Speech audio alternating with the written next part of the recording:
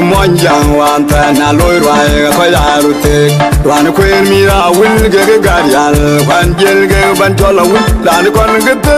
ge nyal chan ban chol nyal ma tan jang ge ra gwa mo na ka na wan mo a cham ge kwan ya yo ba je be na pu ni ge ma na di ge ra lai wa lwa le ding ge wa tong rial di ga chu ko lor Duan queen by chairman, get a buckway, get out of here, ma, to a back, a yana woody laga, young mama, a yana woody laga, young Mary, a yana woody laga, young Badia, a yana woody laga, young mama.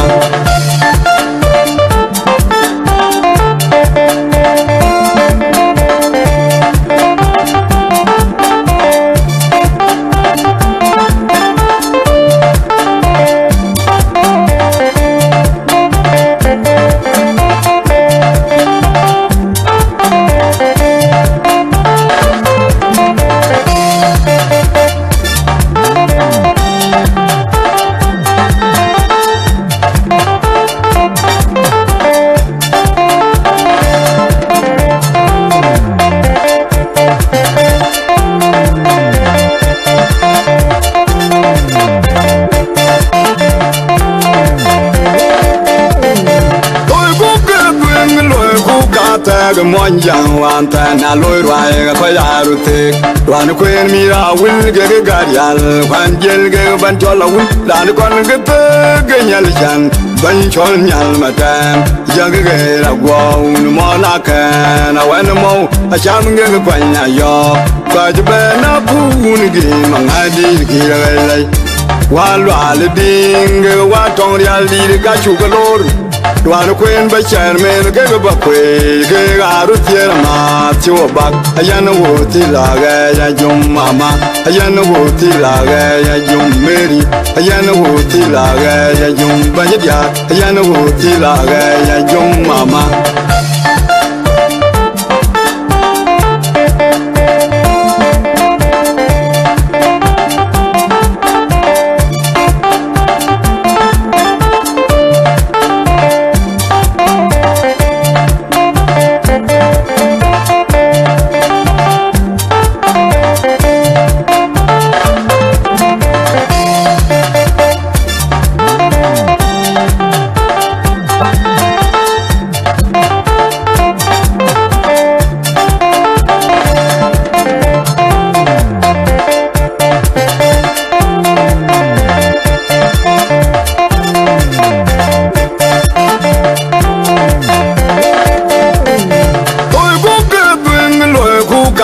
Mon jang wan ta na loy roi ko ya ru te wan queen mi ra wil ge gar yal kwan jel ge ban chol wil dan kon ge te ge nyal chan ban chol nyal ma tan jang ge ra gwa mo na ka na wan mo a cham ge kwan ya yo ka je be na pu ni ge ma nga di ge lai wa lwa le ding ge wa tong rial di ga chu ga lor